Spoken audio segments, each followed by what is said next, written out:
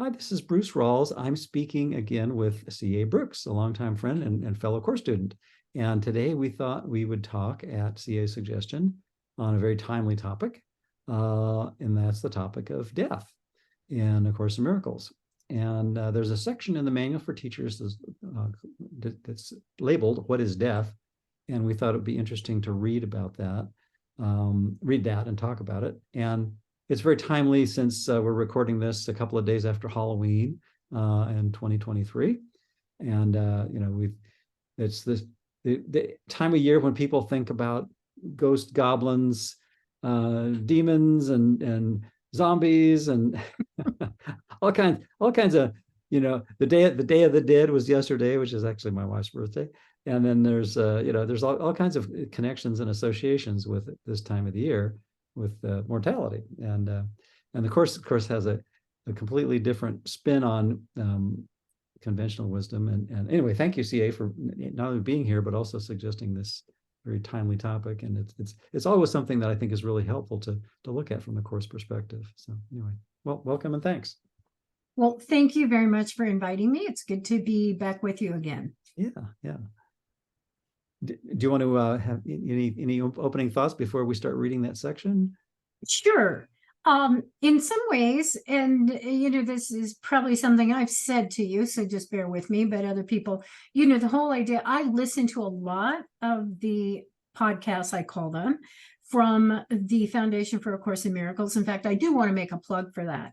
I feel like they have just kind of saved my life, at a time when I had moved, and the move had to do more with family and people, elder parents and that sort of thing. So it wasn't like, hey, I think I'm going to just go pick up my life and move. And so this whole transition over the last few years has been very challenging. And along with COVID, which was kind of at the tail end of my move.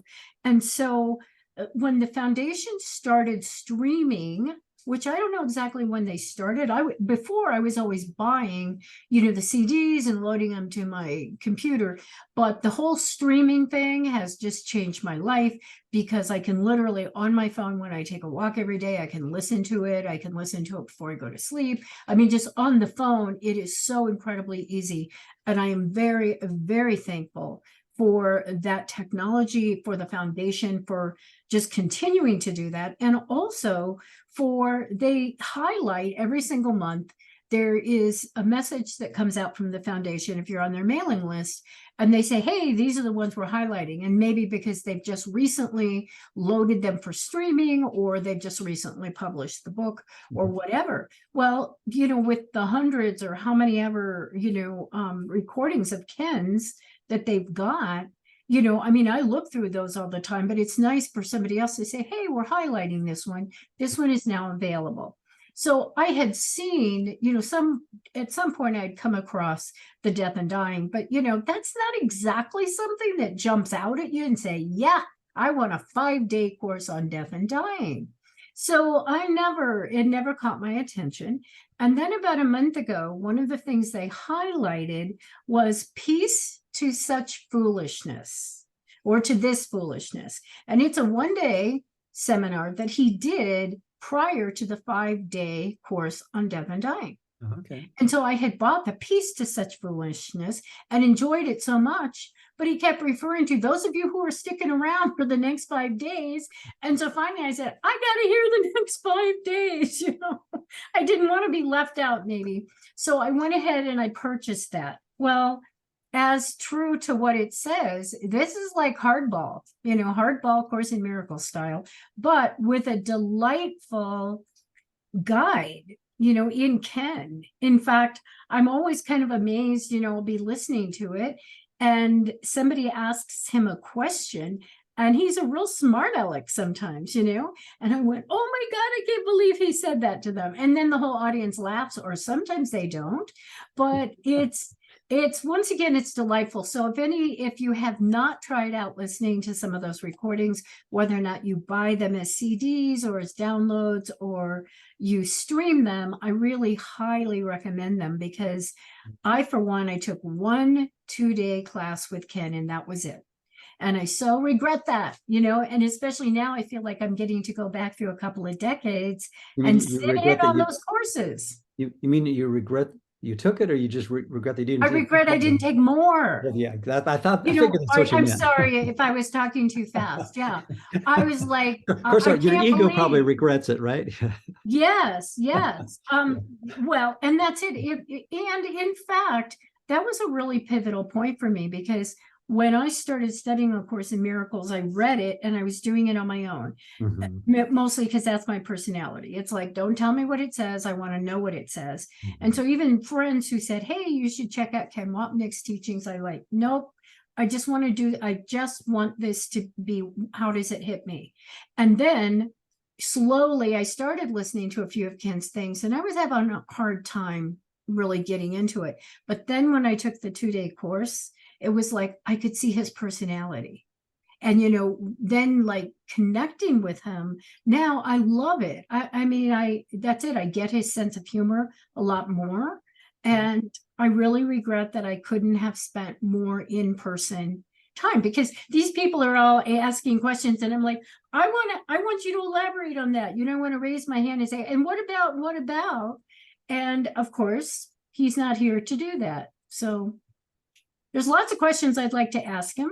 Maybe there's other people I could ask, but I feel like I'm in the class. In other words, I feel like I'm really sitting there in the class listening to him. Yeah, and I couldn't agree more. And as far as the regret part, I didn't quite get to Temecula in time to meet him, although I did get there about a year and a half after he passed. But fortunately, the good news is that his work is so prolific, and what he shares is so clear and so transparent and so lucid that I feel like I've known him all my life, and I know him in many ways much better than any people that I've met in the flesh, just because I've listened to hundreds, if not thousands, of hours of his audios and videos and read some of his books. And because of the depth and breadth and prolific nature of his work, there's so much out there that he's done.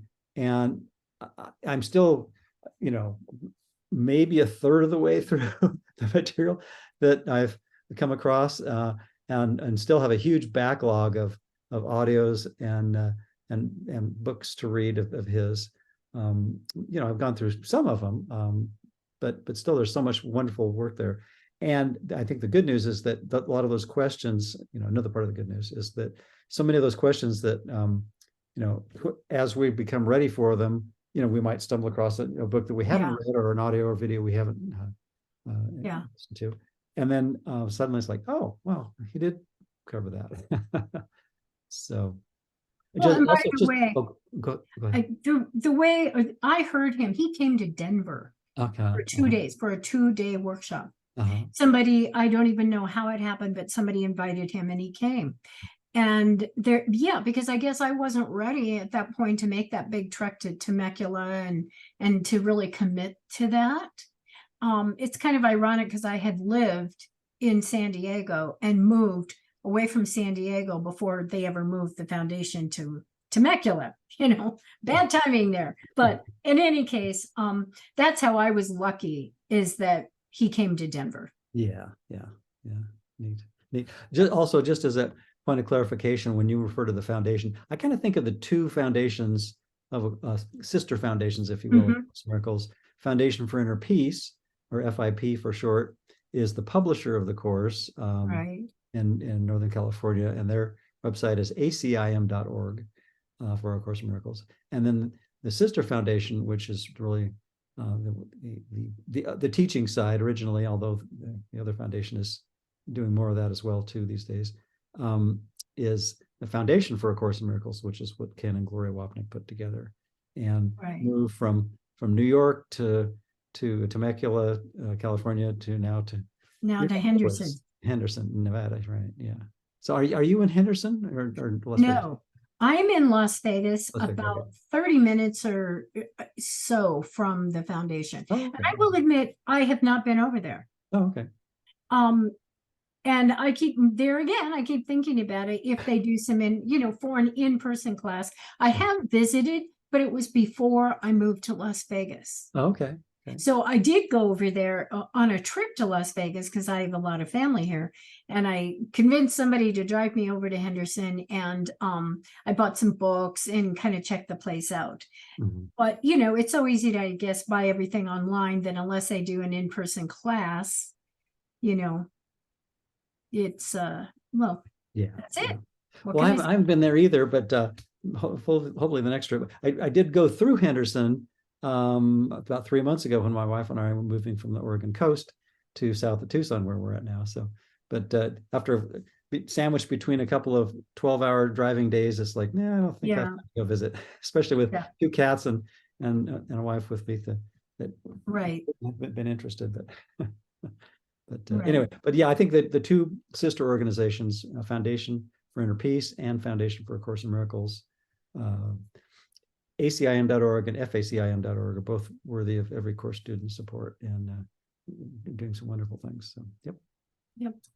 So, And yeah, meanwhile, I guess I will say a few more things about this particular workshop. I've listened to the whole thing. It was 5 days, and now I'm listening to it again.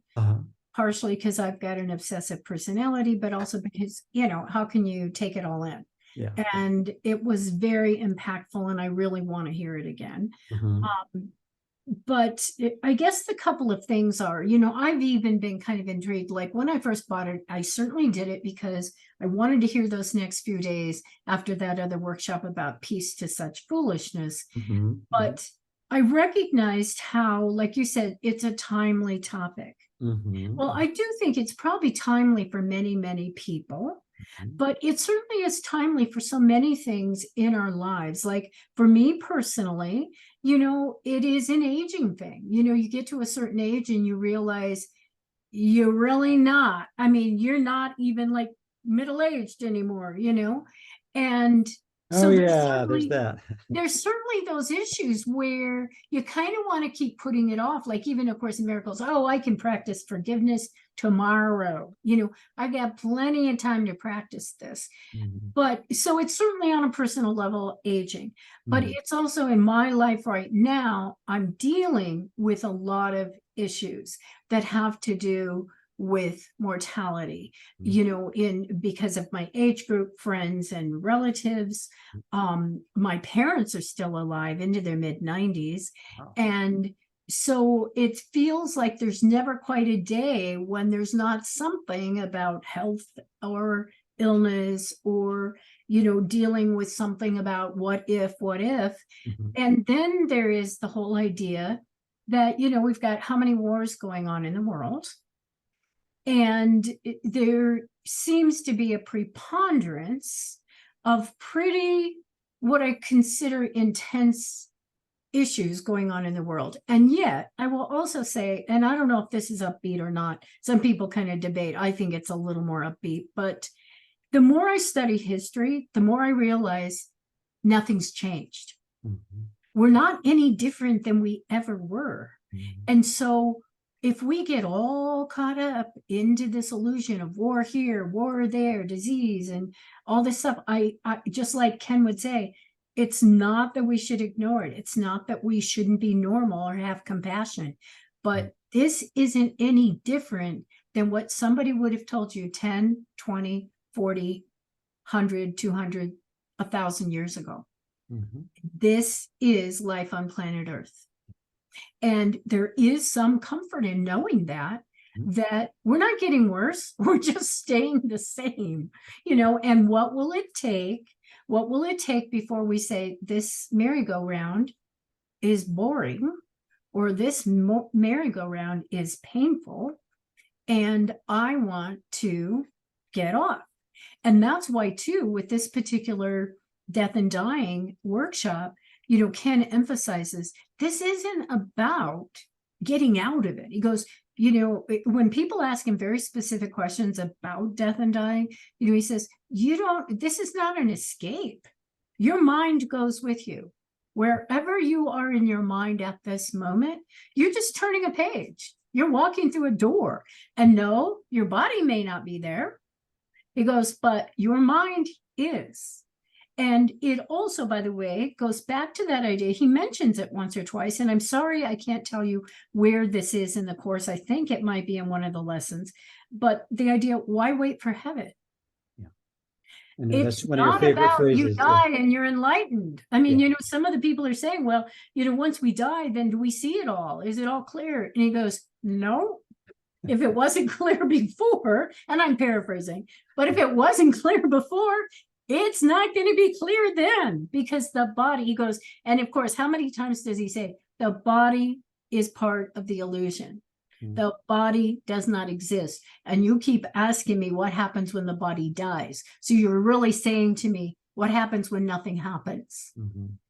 So just really a mind twister in terms of this particular workshop. But, and I'm not sure I'd say it's upbeat, but that whole idea, why are we waiting for heaven? And death is not going to be our savior. Death is not going to be, oh, finally it's over. I don't have to think about this anymore. And the other thing I like about it is that there have been some questions in my mind that not quite this, but Ken literally said, he goes, you wouldn't believe how many people say to me, when I die and I come back in another body, do I have to do the course again? And and everybody laughs, but you do think about that. I mean, that is something I have considered, is I feel like I'm working hard to make some spiritual progress here on forgiveness. But do I lose it all when I die? Is it all just for naught and you start all over again? And once again, Ken's going, it's not about the body. Wherever the mind is, that's the mind, that's no instant demotions or promotions, basically. No. So anybody who thinks they're going to get off the planet and that's going to be their savior is probably wrong. But, we're not going to be enlightened either. So we do the work right now, wherever we are, with whatever our schoolroom is, we do the work. And when the camera on the computer doesn't work, we try not to throw it out the window, or whatever. Which is difficult, but maybe that's one of the takeaways I really got, is it's so easy to see death as this mysterious thing, but yeah, finally, I'm not going to have to deal with all these problems. I'm not going to have to deal with all these issues. So maybe that's not such a bad thing after all. And it's like, no, you kind of, wherever your mind is where your mind is. And you don't have to wait for heaven. You don't have to wait for that sense of being able to know that you're a mind. You can do it now. And that's a very upbeat, if you will, idea, because we really can choose peace at any given moment. What you said a moment ago kind of made me think, well, yeah, maybe when the body that we think we're inhabiting no longer is in our awareness, we won't have to ask ourselves, gee, did I schedule that online payment for that bill in time? Or did I remember to put the dishwashing liquid before I turned the dishwasher on? All that kind of mundane stuff.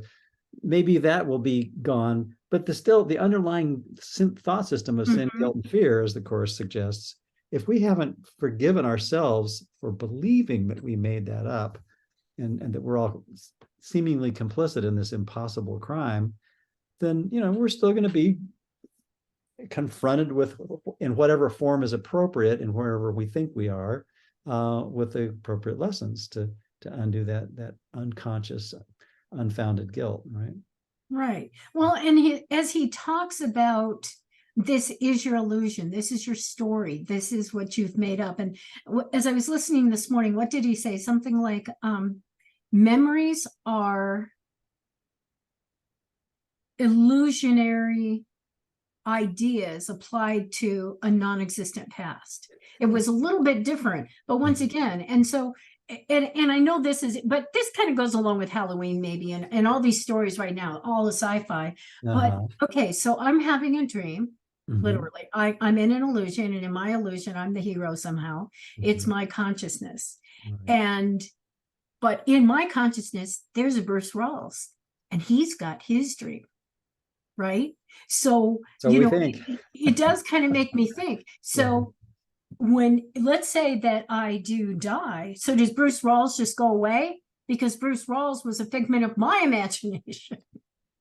Do you know what I mean? It's like, Oh, absolutely, part of me absolutely. that says, don't go there, CA. That has nothing to do with the course. You're just going down a weird thing. Or you wake up in the morning and you look around and you go, oh, this is the DV, you know, like he talks a lot about the DVRs that you're watching, or the, or whatever you call them, the DVDs. And, oh, so this is the one I'm watching. And I imagine that there was a past to it. But what if every morning when you wake up and you open your eyes, you just have this imagined past? You know, Sounds like Groundhog Day now. We've shifted from maybe Halloween to there's Groundhog Day. 1,000 different ones, you know, and every day it's different and you just don't know it. Yeah. Oh, well. Yeah. Anyway, this is a course, you know, in this particular 5-day seminar that will really, I think, stretch people and, you know, probably batter us a little bit emotionally, psychologically, but inspire us. And, you know, like I say, it's the next level, I think, in terms of some of the things that I have studied with him. Mm-hmm. Very cool. Are there specific takeaways from your listenings of that workshop that you want to share and talk about? Well, I mean, I certainly have mentioned some of them. You know, Yeah, one of yeah. the takeaways is for sure, just, you know, and he says this every time. In fact, one thing I know from listening to all his workshops, sometimes people really will say to him, well, Ken, this is what you said in that other workshop. And he goes, of course, there's nothing new to say. I am going to always say the same thing. You ask me about drugs, you ask me about sex, you ask me about anything, I've got the same answer for you.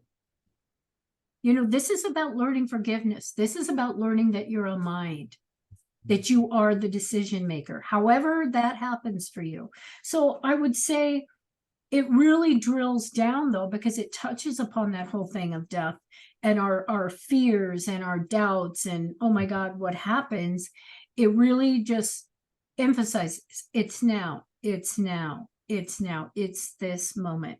You get to choose in this moment with whatever's going on. And truthfully, it really has maybe not changed my behavior, but it certainly has changed a lot of my thinking recently over, you know, just the barrage of stuff that comes up. Mm-hmm. You know, it just continually comes up. And then, you know, you're thinking every single person is walking a hard road. I mean, that's what it has to do with, right?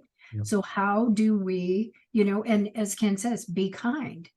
Well, sometimes it's easy to dismiss that. Okay, be kind, be kind.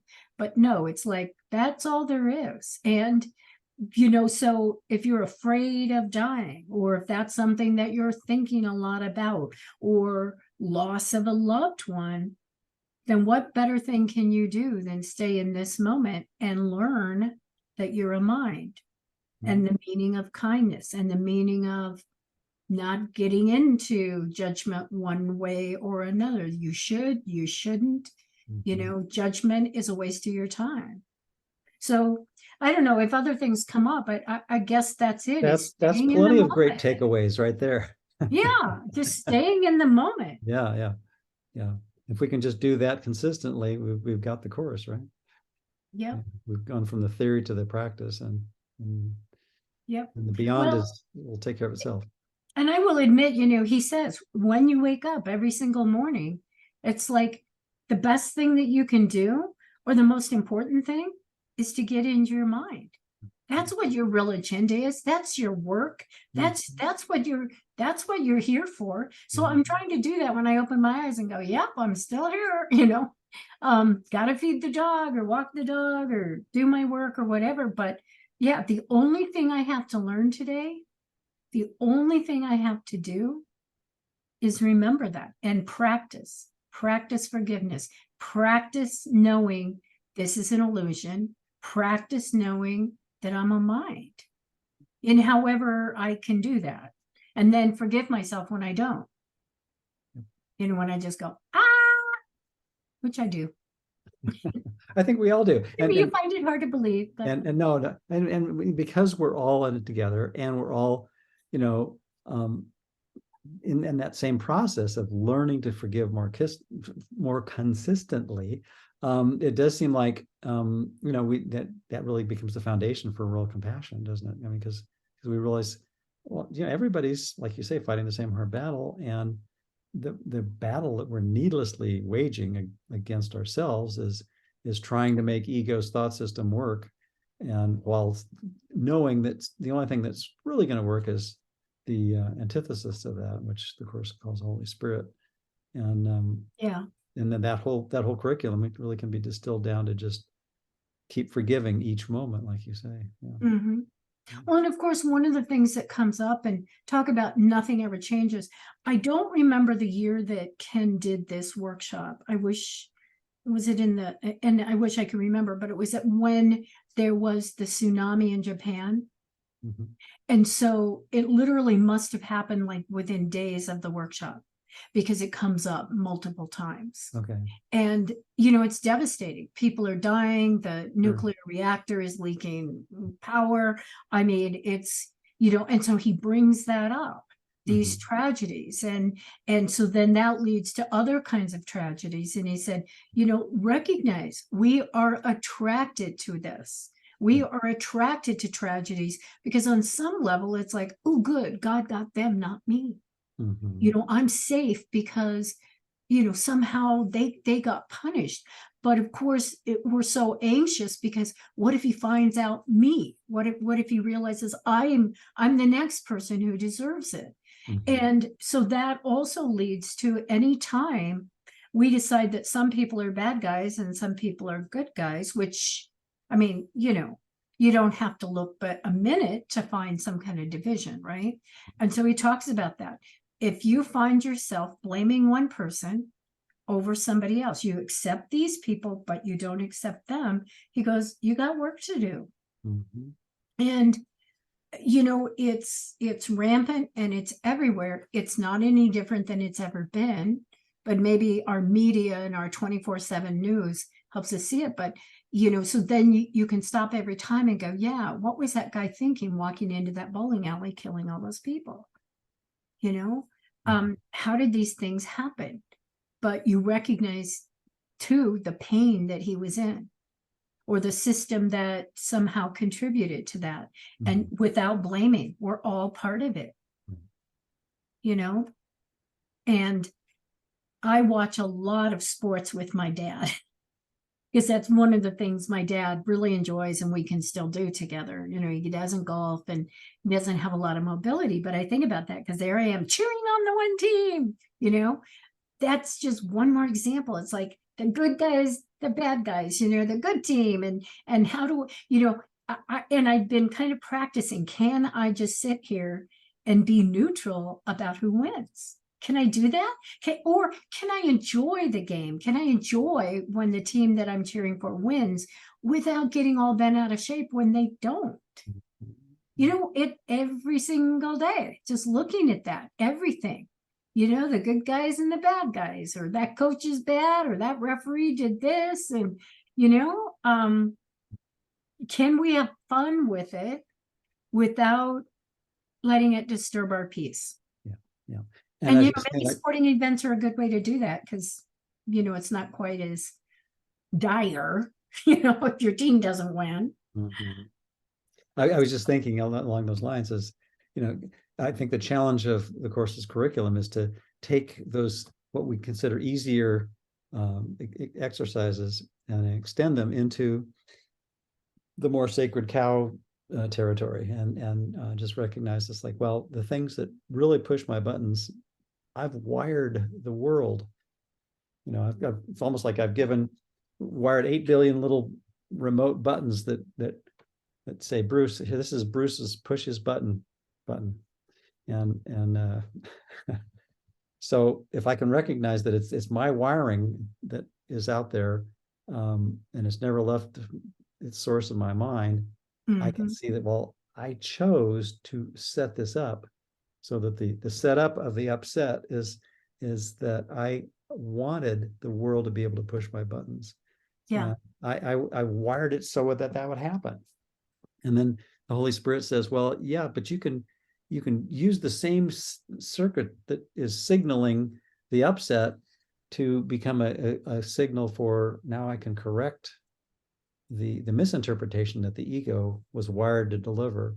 and provide a correction in the form of forgiveness, and seeing that this is part of it. Even though the sports game we call a game, but everything else in 3D space-time is also a game, and it's all made up, basically. Maybe that's more accurate. And we're the ones who made it up, even if we're not consciously aware of it. And Right. I think that's one of the as you point out, one of the challenging, staggering ideas in the course is that there is no world, which drills down to there is no body, there is no Bruce or CA, there's no whoever's listening to this as an individual, but our real identity is that all-inclusive collective mind that we don't really tune into very much. We just have little shadows of glimpses of things of that nature. Yeah. Yeah. And there again, I mean, we hear it over and over and over, but I'm never upset for the reason I think. Lesson number 5 and lesson number 34, Yep. I could see peace instead of this. Mm-hmm. And sometimes I kind of say that to myself in anger. I could see peace instead of this, it's not very nice, but it's like, really? I could see peace instead of this. I could choose to see peace instead of this. And I think there again, sports are a good example of that, because I remember years ago, I called my sister long distance because I hadn't talked to her for a while, and she was in Alabama, and I said, hey, I just thought we'd catch up. And she goes, are you kidding? The game is on. And I'm like, the game? What game? I mean, in my world, there was no game. But that was her world. In Alabama, they take, college football pretty seriously. So when Alabama plays Auburn, you better not be calling, because the whole city, not just the city, I mean, cities across Alabama are paying attention. But it gives you that example of there was no game in my world. And in her world, she couldn't think of anything else. And how could you not know about the game? And I mean, the same is true now. I go, hey, did you see that hockey game last night? And somebody's like, what hockey game? It's like, it's not part of their world. We pick and choose those pieces to elevate that we think are more important or worth paying attention to. And we just project all over the place. Same thing with the news, or, somebody wants to engage in talking about something and I'm not really up on it by choice, and being okay with that, or just saying, yeah, you can tell me, please tell me what's going on and what's upsetting you or what's happening. And, without judging myself, bad person, you should have been watching the news and knowing this. Nope. Can I just allow everybody to pinpoint their own stuff? Yeah, that allowing is part of the kindness, isn't it? Just being willing to not try to make what seems to be outside different by recognizing the only thing I need to really focus on is how I'm seeing everything. And that idea too, though, that just about, I realize how often when I do get upset about something, to some extent, and because this is my pattern, it's not everybody's pattern, but it's because you don't know me, you don't understand me. What do I have to do to get you to understand me? So in other words, CA is important. Why don't you know that? And to be invisible, or to have people just like turn the conversation around, or talk about something, or not realize I've even left the room. Sometimes I go, wow, that is just like, oh. And then I go, but you know what? That's one of your lessons. CA is nothing. CA is an illusion. So, be thankful. You get to really think about this or figure this out. CA is nothing. As you're saying that, it seems like if I can remember that my real identity has nothing to do with the one I made up, right? I don't take things personally because I'm not identified with a specific person, which I think is one of the fringe benefits of the Course's forgiveness, is that we start identifying with an identity that really is immune to attack. It's that nothing real can be threatened, and we're starting to identify with what's real, what doesn't change, what can't possibly be altered or Right. diminished in any, or divided even in any way. And that's the identity that we, somehow we think we've forgotten, but the Course says, no, you can't kill that. You can't destroy that. You can't divide it. So which kind of I sort of maybe subtle or not so subtle, looping back to the what is death topic. Mm-hmm. But should we read a little bit of that? Oh yeah, love to. Okay. Yeah, you ask me if I want to talk about anything, and I say no, and then the next thing you know, I'm just talking away. So, well, no, and everything you shared was right on. Alter ego. and if you think of something afterwards, before I post the conversation, I'll include it in the notes too. If it's okay. What about that? That was in his workshop kind of thing. Yeah. Okay, so do you want me to start reading? You want to start? Sure. This is the Course in Miracles Manual for Teachers. Mm-hmm. And this is what I call the essays. I don't know what other people call them, but there's kind of 1-page descriptions of things, questions of people, that they're answering. So this one is number 27. What is death? Death is the central dream from which all illusions stem. Is it not madness to think of life as being born, aging, losing vitality, and dying in the end? We have asked this question before, but now we need to consider it more carefully. It is the one fixed, unchangeable belief of the world that all things in it are born only to die. This is regarded as the way of nature, not to be raised to question, but to be accepted as the natural law of life. The cyclical, the changing and unsure, the undependable and the unsteady, waxing and waning in a certain way upon a certain path, all this is taken as the will of God. And no one asks if a benign creator could will this. Mm-hmm. Yeah, pretty powerful, huh? Kind of reminds me of another line elsewhere, and I think it's in the text. If this were the real world, God would be cruel. Mm-hmm. I think that really, phrases it very succinctly as well. It's like we don't even question that, the cycle of life and all that kind of stuff. It's just assume that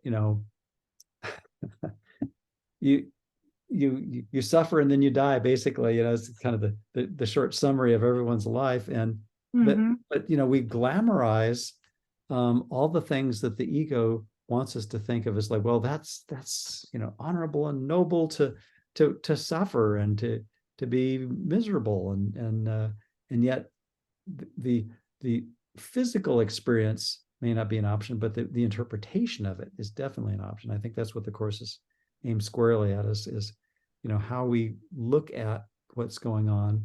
And like you're talking about earlier, do we see good guys and bad guys? Do we see things that are pleasant and unpleasant, or special love and special hate, as the Course would put it? And yet, if anything that comes and goes, anything that changes is really a misinterpretation of one sort or another, then that changes everything, doesn't it? It really upends the whole ego thought system and turns it inside out. Mm-hmm. Well, and that is another thing that I've actually been thinking about. And I think even before I started listening to this particular workshop, but certainly part of it is, even as a kid, I remember kind of wondering, why does God let babies die? Why does God do this, that, or the other thing? And, you read the Bible stories about, who was it, Abraham or whatever, and he takes his son up and he's going to sacrifice him. And, as a kid, it's like nobody could give you a really good reason for why God would do this. It's unknown. It's unknown. And I'm still left thinking, of people that they follow blindly this God that apparently would have them sacrifice their children. Mm-hmm. And that to me, and once again with death and dying, the whole idea, God took them to heaven. God willed that this was their time. God took them. What kind of a God is that? So then you wonder, really, for all of our thinking that we are such an incredibly intelligent species, you wonder, why do we hang on to what would appear to be primitive ideas. I'm an astrologer and I do love it, but I recognize it is just this belief system, this classification. And if it was as cruel as most religions, I wouldn't be doing it.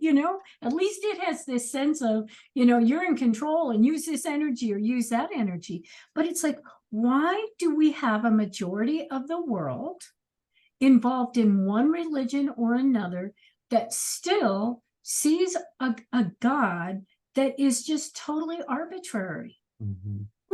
Really, I want somebody to give me an explanation. Mm-hmm. Why? If God is so powerful, why would he allow all of this crap? And why do we continue to believe it? Yeah. Is it because taking self-responsibility is so darn scary? Mm-hmm. What is it? As you're sharing that, I just flashed on a decade or so ago when I lived in the Denver area, suburb of Denver. There were a couple of missionaries that came to the door and wanted to talk about God, and I was explaining how, as politely as I could, it's like I had sort of gone a different way because the religious upbringing I had presented to me the idea of a schizophrenic God that that waxed hot and cold on different days. One day he loves you, the next day there's smiting going on and comeuppances and all that stuff. And it's like that just didn't make any sense to me, And then when the Course came along, actually I had read the Course back in the mid '80s, but it was really Gary Renard's book that just cemented it. His first book, Disappearance of the Universe.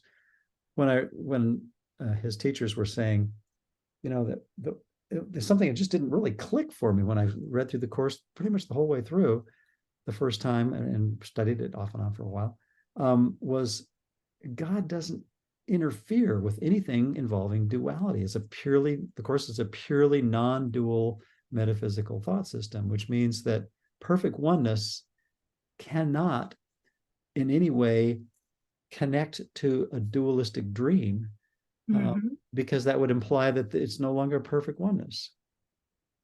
And so that kind of suddenly was an infinitely satisfying answer to the biblical, conservative, conventional, formal religious biblical theology that God meddles in all of our affairs and counts the hairs on our head and all that kind of stuff, and which never made any sense to me.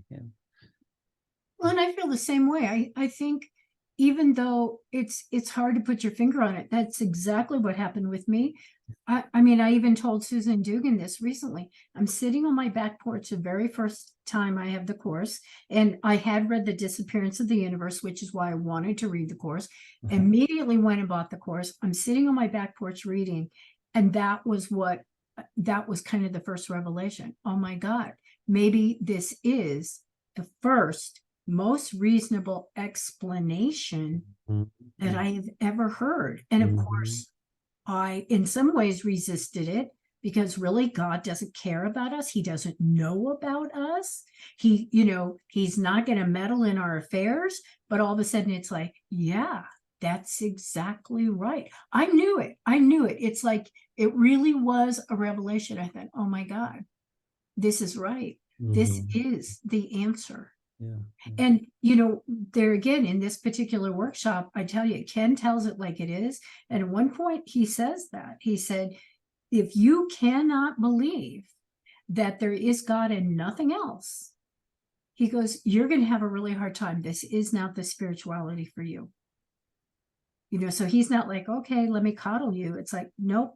If you really can't come to terms with some of these ideas, and specifically this idea, God did not make the world, he's not meddling in the world. If you can't come to terms with that, then this is not your spirituality. Yeah. And I think all of us, to some degree or another, wrangle with that and fight against that. And I think that's, the core of level confusion is we want spirituality to somehow impact and fix our dreams of materiality. Yeah. And yet the Course is really clear on that. It's like, no, that ain't gonna happen. On the level of the ego mind, we may make choices that seem to impact the world, but that has nothing to do with the perfect oneness that the Course alludes to. It doesn't really try to connect us directly to that, because that's really beyond the scope of the Course, but it does give us the pathway through forgiveness and trusting Holy Spirit and seeing the shared interest that we all have with everyone to get back to that place in our mind where, we're at the threshold of that. Yeah. Well, and I have had discussions with several people over the years, and that was what they couldn't accept. They just point blank said, Sure. I cannot accept, I cannot believe that God is not watching over us, that that he's not going to help us when we pray to him. I can't do that. And I just say, okay. But that is the crux of it. It really is in A Course in Miracles. If you can't get there, then this isn't the path for you. And so tying it back hard. Sorry. No, I just said it's hard. Yeah. Yeah. Very, very, it's very Yeah. challenging. It's extremely simple, but also extremely challenging, because we all want to make it about the specific self that we made up, and what's the welfare and outcome of that thing that we're so invested in. Yeah. And yet some of the best examples we've heard of many times is when you have a dream at night and somebody does something to you in the dream, you don't wake up and then call them up and say, I'm not going to go to lunch with you today because you were mean to me in my dream. I mean, we want to do that sometimes. And I will admit, there's been a few times when something has upset me so much that it's like, I'm not even sure I can talk to that person today. And maybe it's though, because there again, you're going into the psychology of it, going, is that what you really feel about them or whatever? Right. But we don't hold people responsible for what occurs in our dreams. We know that's not reasonable. When we're seeing, we don't, yes. Right. But yeah, we know that is not reasonable. And yet, that's it. So, I mean, I often think about it. Yeah, God really is sitting in another room, enjoying his book or doing whatever he's doing. And we're having a nightmare. And he's like, what? What happened to you? It's like, he's totally oblivious because it didn't happen. You were making it up in your head. And you just hit a word that to me is synonymous with death, is oblivion, or a form of the word oblivious. Yeah. And I was thinking, well, oblivion really kind of brings it back to the Course's emphasis. In fact, I try to remember it's always and only about the mind when I pick up the Course. And that is, oblivion really refers to a state of unawareness, a state of mindlessness. Yes. And what the Course says, another one of those really challenging ideas, is that all our time, like you were saying, is spent in dreaming and mindless activity of miscreating a dualistic world through projection, instead of extending what we really are, even though we don't grok what that means at this point.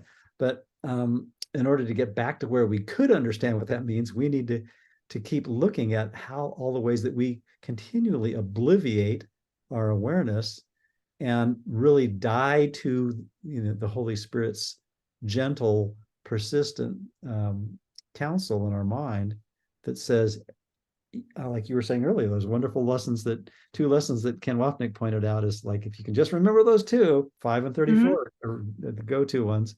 I'm never upset for the reason I think. And there's the outer shield of oblivion, or the death of the mind, which says, okay, I can be mindless if I'm totally identified with the world. And then the inner shield of oblivion is well, I could see peace instead of this, lesson 34. And it's like, oh, if the guilt that I thought I was projecting out there onto everyone and everything really didn't happen, and that's a misplaced attribution, and it's really happening in my mind, I'm back in the projection room in my mind, and I'm thinking, oh, yikes, now what do I do? Because I'm responsible for that now. I can't, fire up the blame thrower like I typically do, because it's now back in my mind. But again, with Holy Spirit's help, I can see that nothing happened inside my mind, because that whole thought system of sin, guilt, fear was made up.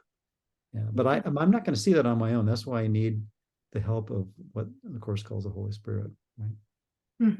Well, and along those lines, and I think it's in this workshop, I mean, it must be because I heard it in the last few weeks. And I guess this was, I'm not going to say an eye-opener, but it made me think. Where people, they want to ask Ken questions specifically. Well, it says, we are a star. And when we lift up our foot, a star impression is left. All these beautiful passages that I will admit, I hang on to those. Sure. And Ken says, okay, look, you're going to hear what you need to hear. Think of Jesus and some of this material as this is your older brother trying to give you some information in a way that you can understand it and that is going to feel comfortable. He goes, but that's why you have to understand the underlying metaphysics, because he's not lying to you. He is going, well, of course your daddy loves you. Your daddy misses you when you're not in heaven, but he doesn't mean it literally. You want to say, yes, it says my dad misses me. God is incomplete without me. God cries without me. And he said, they're in various places. He said, yeah, your big brother's going, yeah, of course. The sonship is really incomplete without you. We miss you, or daddy misses you. And he said, but you know what? You've got to learn to not be attached to the words of the course. He goes, there is no course. There is no big blue book. There's no course. And he said, so don't, can you try to listen to the words and to know that some of it really is to give you the feeling your big brother's telling you a story to make you feel better, but he's not telling you that daddy's going to fix your car, your flat tire, or buy you the new bike. That's not going to happen, So that was helpful, because I'm one of those people, I really pay attention to every single word. And it says this, this, and this. And to just kind of back off of that a little bit and say, use your intuition, or use whatever you want to call it, ask the Holy Spirit to help you understand this, but to get the real gist of it, instead of hanging on to something that, once again, you're trying to make something in the world, some form, your savior. Mm-hmm. And of course, I still do that, Yeah. I do it, whether it's a crystal or it's a quote. Got all these quotes from A Course in Miracles here, have Ken Wapnick's picture, and all the form, but just recognize, yes, this is a form, and it makes you smile.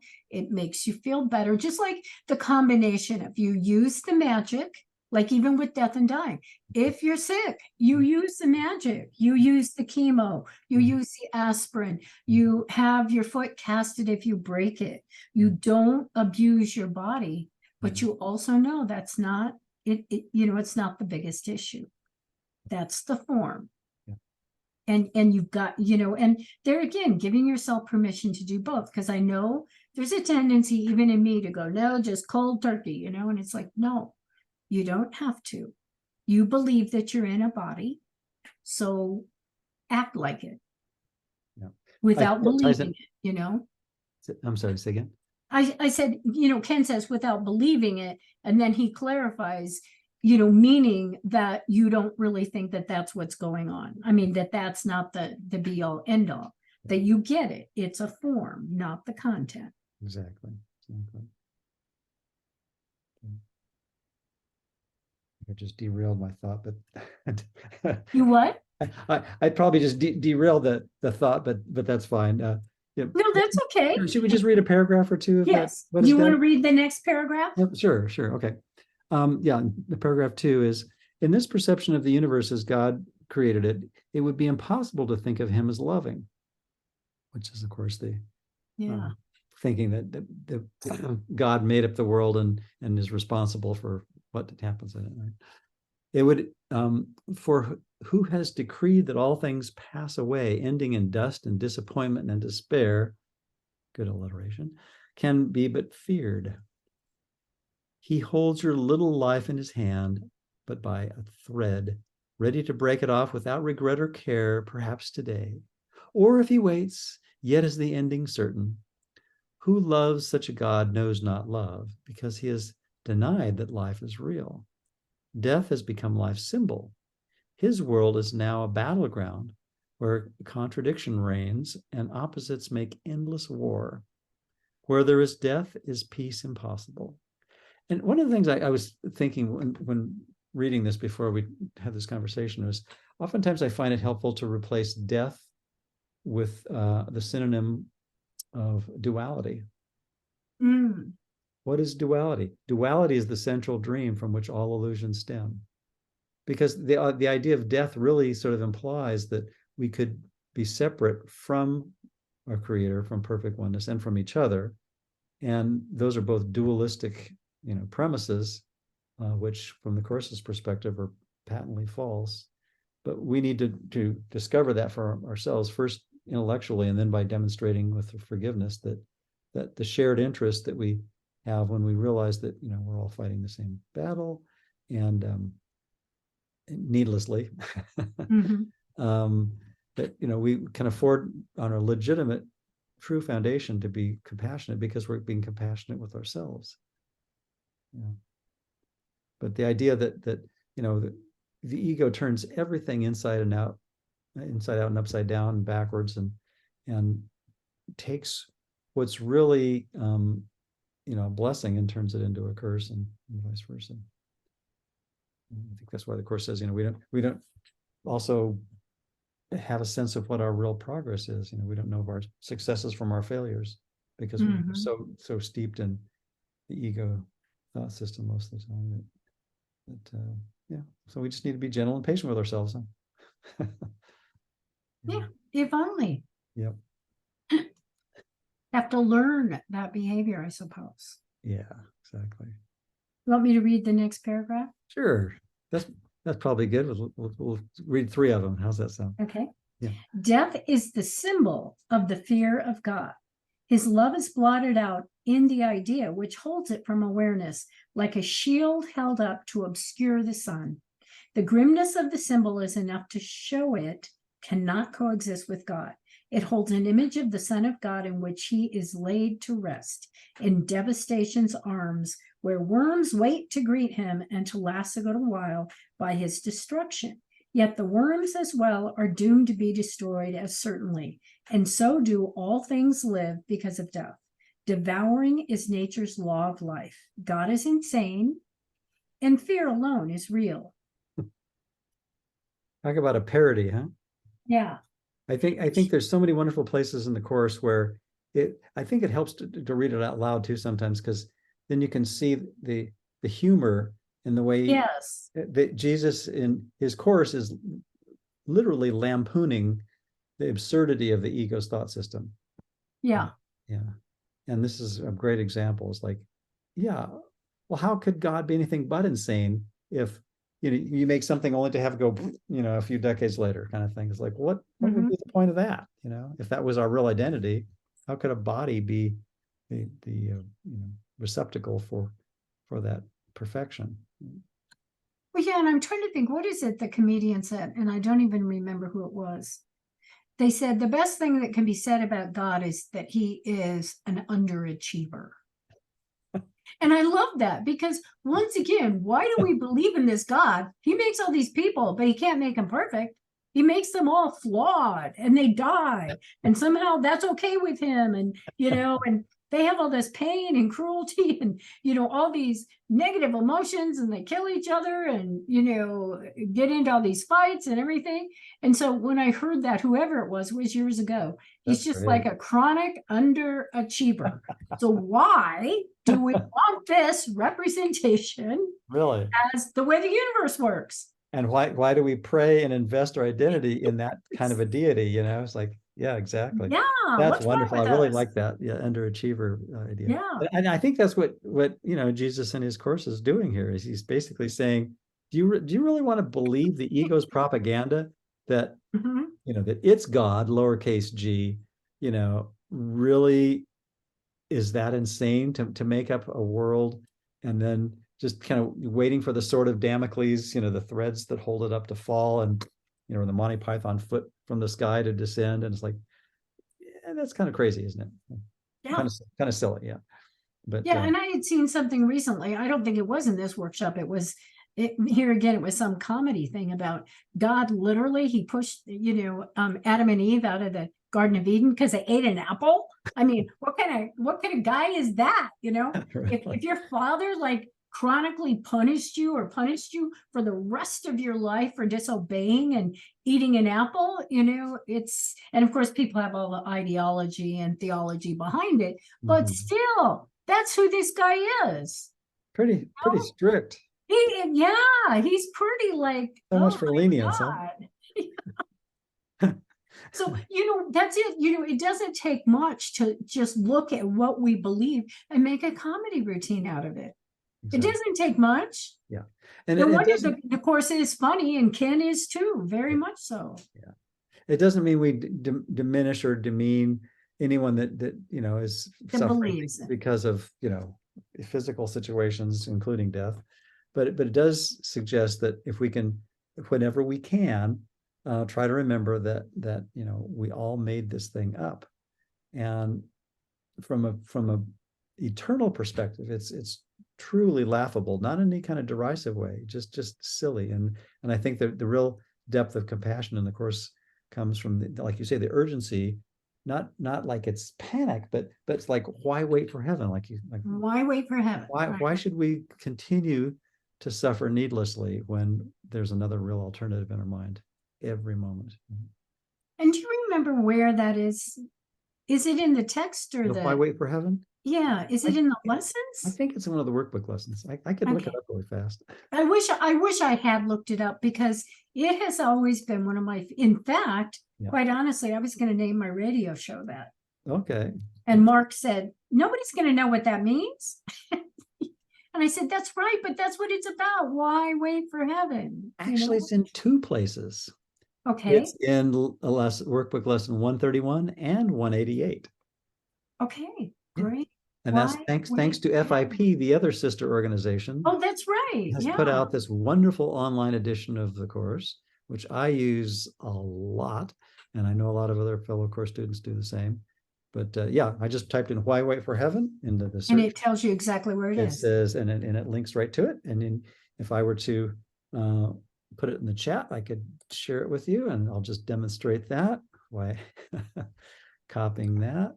And I will, people watching this video will say, well, what's he doing? Oh, anyways, I'm just going to put this in the chat, in the Zoom chat here. And now CA can click on that and go straight to it with all the full context. So, okay. Isn't that fun? It is. It is. Yeah. Yeah. That's something that's happened in the last 3 years that has been a real boon to course students, I think, is that online course. And that is on ACIM.org. ACIM.org/ACIM. Take you straight to it. Okay, great. And I read my lessons for the day and do all kinds of study and online work with that. So, yeah. Well, and that's an aside, but that's another thing Ken says in this workshop is you don't have to do the lessons, more than once. He goes, but there's so many good gems in these lessons. I would encourage you, read it, reread the text, reread these lessons. There's so many wonderful things, and there truly is or whatever. I don't know the verb tense there, but anyway, there are so many incredible things that even if you're not doing the lesson per se, just to read those lessons, just to, envelop yourself in this. But don't take the words too seriously. Right. Listen for the content. Yeah, the melos, as he says, right? Yes, the melody or between the notes or whatever. Listen for that. Yeah. Yep. Well, how about if I just read one more paragraph? Because I think there's so much good stuff in that section. So paragraph 4 says, the curious belief that there is part of dying things that may go on apart from what will die does not proclaim a loving God nor reestablish any grounds for trust. If death is real for anything, there is no life. Death denies life. But if there is reality in life, death is denied. No compromise in this is possible. There is either a God of fear or one of love. The world attempts 1,000 compromises and will attempt 1,000 more. Not one can be acceptable to God's teachers because not one can be acceptable to God. He did not make death because he did not make fear. Both are equally meaningless to him. And I really resonate with that. The world Mhm. attempts 1,000 compromises and will Mm. attempt 1,000 more. And once again, just the whole idea of death and dying and the kind of work that I do, I would consider myself a counselor, but, with a history in astrology and, some of the other arts like tarot, etc., and just a comprehensive view of what life in the illusion is like. Mhm. And we struggle so much because there's got to be past lives, or there's got to be a future life. We can't let go of the idea that we are just, there's got to be another life. This can't be all there is. Mhm. And, or when we lose a loved one, well, they must be out there. Can you contact them? Can you get a message from me? And we just have all of our different beliefs, and in fact, I tell most people, I think it really is as you believe it is. Mhm. If it's real for you, it's real for you. But I can't tell you 100%. In fact, when I talk to people, I say, there's something in your chart that if you believe in past lives, I'd say this came from a past life. But you don't need to believe in past lives. I'm Mhm. telling you, I think this is an energy thread in your personality. I don't know how it got there. And if it's easier for you to think of it as a past life, then think of it as a past life.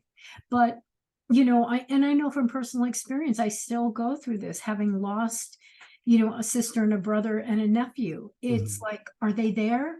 Can I talk to them? Is there any little bit that is still them? Mhm. Or are they just now part of a consciousness? It's like, to us as humans, when we identify in the human body and as this person, we just have to have these answers. We have to have these connections. Mhm. Mhm. It's just it's so painful Yeah.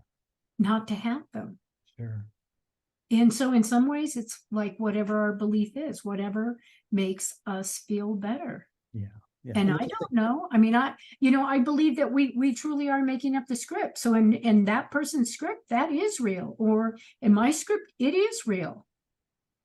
yeah. But it's still a script. It's still my story that I'm putting out there, that I'm spinning. Yeah. Yeah. It doesn't have any more reality than anything else. But we can't get our minds around that, can we? Well, I Can think, we even get our minds around death? yeah. Yeah. Yeah. I think it's something like we've been talking about. We have to kind of ease into. We have to, allow ourselves, at our own pace. And something you said a few minutes ago, it actually also reminded me of that wonderful 4-word sentence in chapter 30, right before the rules for decision, is do not fight yourself. Mm, I think that's such a powerful teaching, that it's like, if I'm using the ego to try to undo the ego, it's not going to work, because the yeah, ego's whole game is warfare yeah, and duality and division. yeah. And the course is a pure non-dual teaching, which basically says perfect oneness doesn't recognize anything that seems to be separate. Right. Yeah. It's like if you only have a hammer, the whole world looks like a nail. Yeah. Well, it is that. And yet we don't know so often Mm-hmm. that we're in this little bubble of everything's a nail. We don't, it's really, really hard to step out of it. And yet, I will admit, and this had more to do, well, it wasn't astrology. I think it was really a combination. I had this moment a week ago when I pulled a card, and the card has to do with a wheel.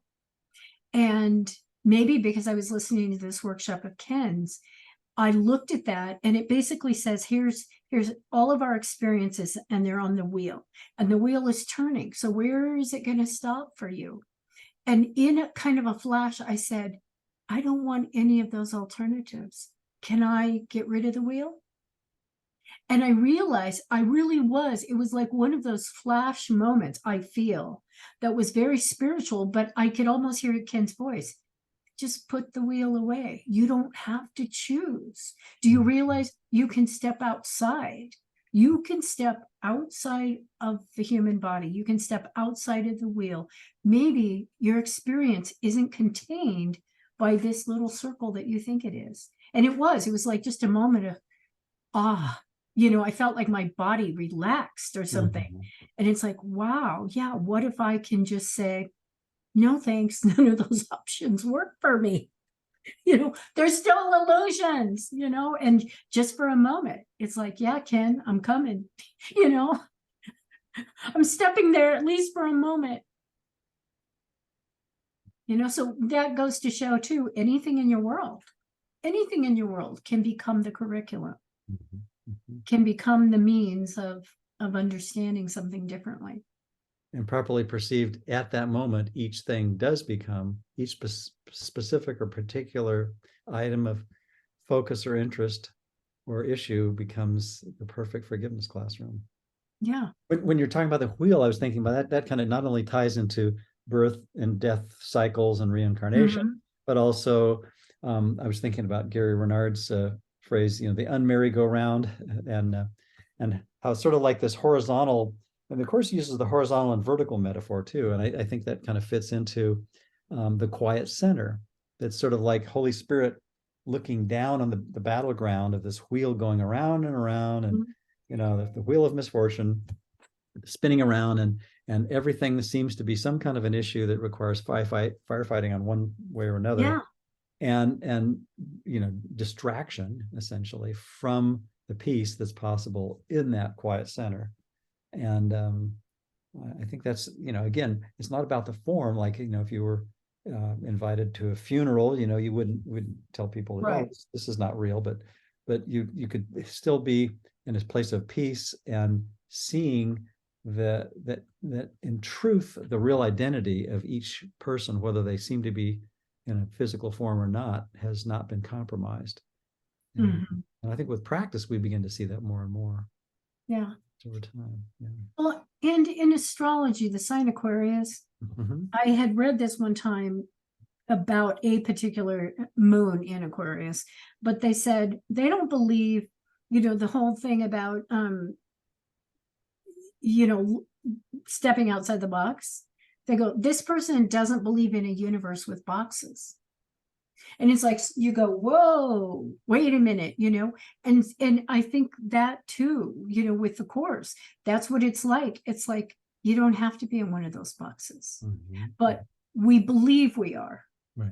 And so we can't just be, crazy people, I guess I'd say. But on the other hand, we can know we're choosing a box. We're consciously choosing a box, but you really could act beyond the boxes. And Aquarians are the people to follow. They're good at doing that sometimes. And there's a part of our mind that can always watch the ego shenanigans of wanting to constrain, divide, separate, pigeonhole everything, and just say, oh, well, the part of me that's watching that tendency to want to compartmentalize and divide and conquer what is undividable and unconquerable isn't the ego. Because the ego only knows how to slice, dice, and carve stuff out of unity, or believe it can. Yeah. Well, and I'm reminded, I have a recurring dream. And in the dream, the dreams are never identical, but I can fly. And what happens is I need to get something that's really high, or something's caught in a tree or whatever. And all of a sudden I just go up and get it. And every time I say, oh my God, I forgot I could fly. Why do I keep forgetting? And I say, this is a really useful ability. Don't forget this time. Don't forget that you can do this. And now in this conversation, I'm kind of putting that equivalent to our mindset in A Course in Miracles. Why do we keep forgetting? This is a really helpful ability. If you can kind of step outside that and remember that you're a mind, don't forget it this time. And that's it. In the dream, I always say that when you wake up, don't forget that you can fly. And of course I forget. I can't fly when I wake up.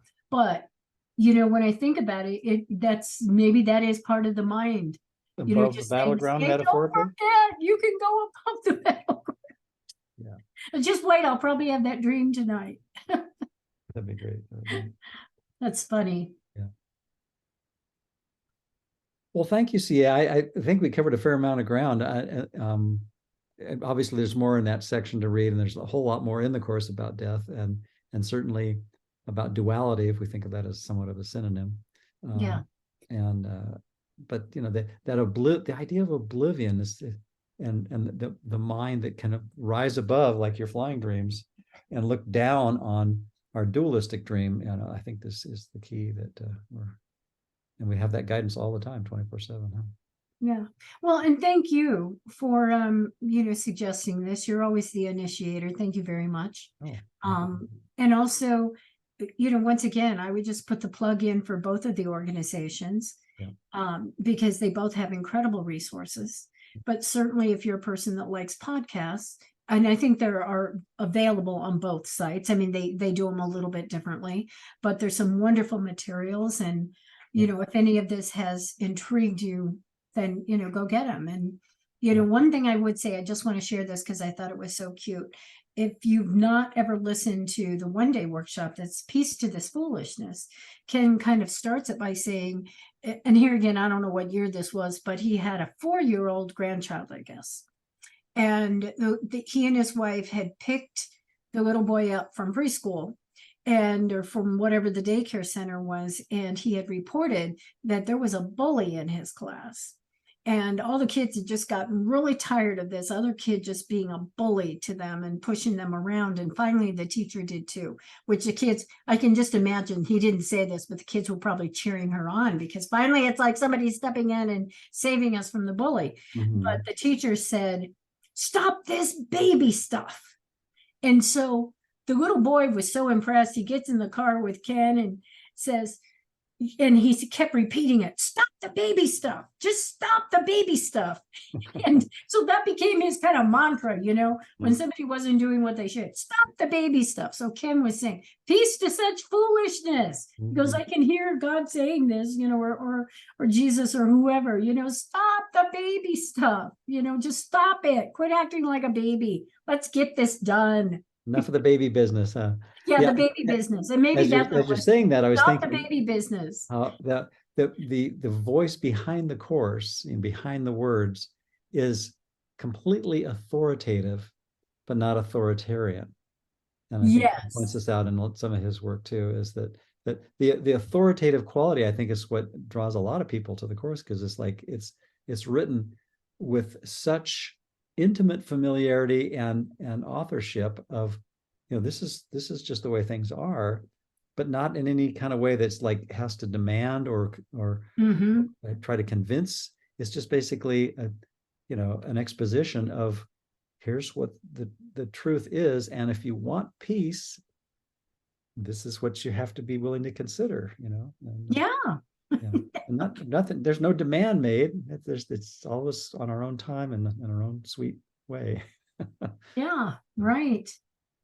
But anyway, thank you very much. Oh, Bruce. thank you. I really appreciate it. And like I said, kudos to both of those organizations. Yes. The Foundation for A Course in Miracles and the Course in Miracles. Foundation for Inner Peace. Yep, of Inner Peace. Yep. Yeah. Great. I forget the name sometimes, but I guess because I say FACIM, just like it just rolls, Right. But I know both of them, and I've gone to that site, not really recently, but in fact, yeah. They've been doing some really interesting things. Yes. Yeah, including they're the ones that do all the translations, correct? 27 and counting. And they've been doing webinars and both video, and also a fellow named Matt has been doing for several years. I've been a guest on a couple times with the Miracle Voices podcast that is associated with that. And that's always interesting to hear how the people have found the course and what they've learned from it. So, right. Yeah. They're just devoted to it. Very much. So, well, thanks again, CA, and thank next you. Conversation. Okay.